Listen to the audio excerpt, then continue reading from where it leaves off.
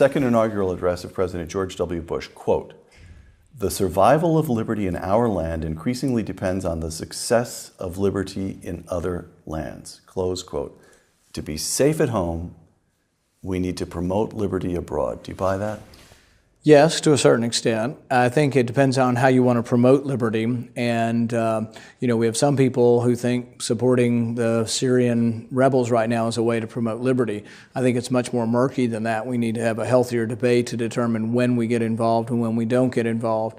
You could argue that the Arab Spring has brought more liberty to the Middle East, but you could also argue that democracy, they have chosen people who are much more antagonistic towards our country, and that if anything, the governments that ultimately settle in Egypt, in Libya, and maybe in Syria, depending on what happens, may or may not be more friendly towards America, and there's a very good chance we'll be less friendly. So you have to be careful what you wish for. Okay, I'm going to try to continue to draw you out here.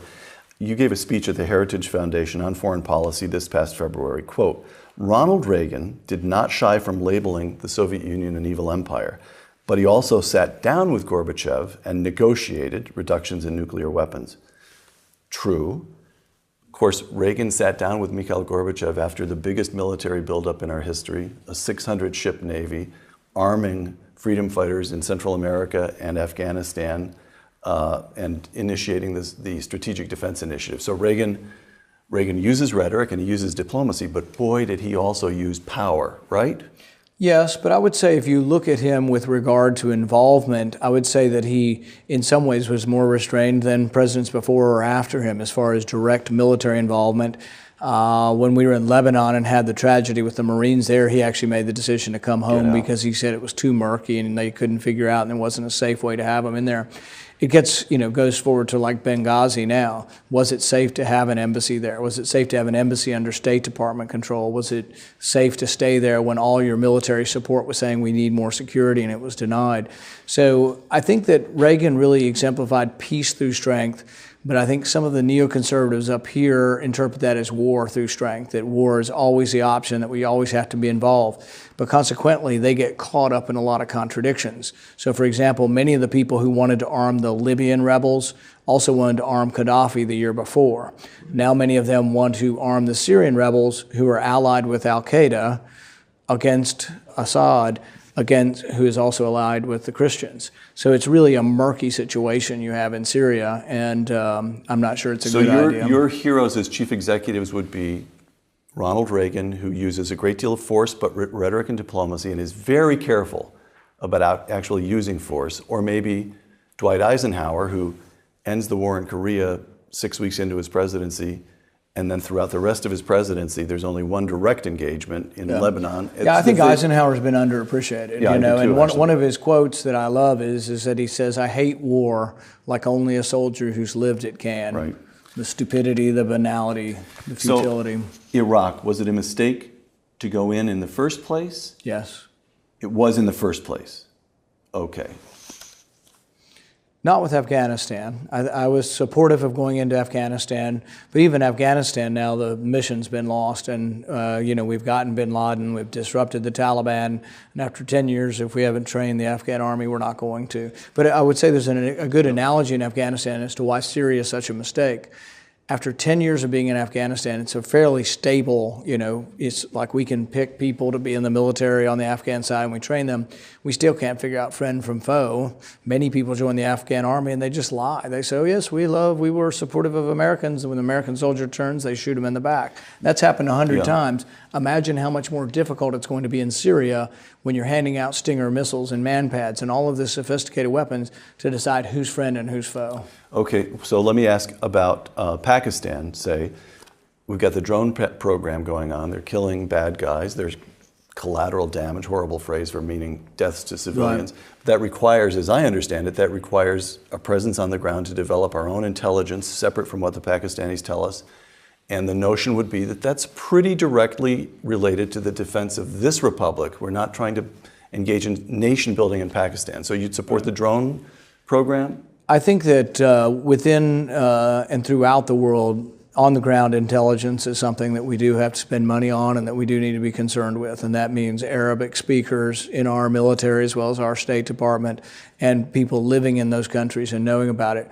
Pakistan is probably one of the most worrisome places in the world. There's a significant amount of hatred for America there. But I don't see giving $2 billion a year directly to the Pakistan government. They're imprisoning really the best informant we ever had, maybe, or one of the betters, Shakil Afridi, who helped us get information on bin Laden. We're not going to get much more information from informants if we don't protect our informants. And I think it's been a mistake that we continue to give money to Pakistan despite them imprisoning him for the rest of his life. With regard to the drone program, there's definitely a usefulness for drones within combat and within the military. Anything that can save our soldiers' lives, I'm for. Killing non-combatants, American citizens, I think they should be tried for treason. It's a very rare occurrence. We've only targeted one, and I think he should have just been tried for treason. Then maybe you target him, but really there should have been a court. I don't like a politician deciding guilt of an American. Next time you're in France, I don't like them just deciding to, waylay you with a drone as opposed to having some kind of court decide that you're a traitor.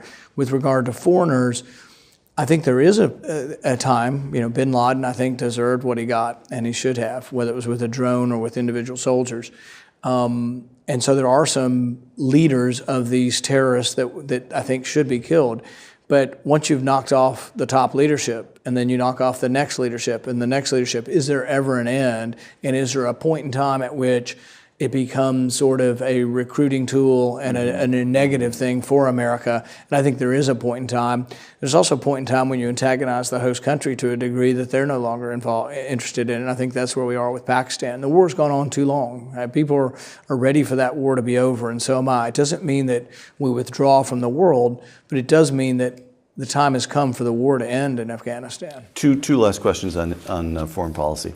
Once again, let me quote President George W. Bush. He's speaking in May 2008. Israel's population may be just over 7 million, but when you confront terror and evil, Israel's population is 307 million because America stands with you, close quote. Is that an overconstruction?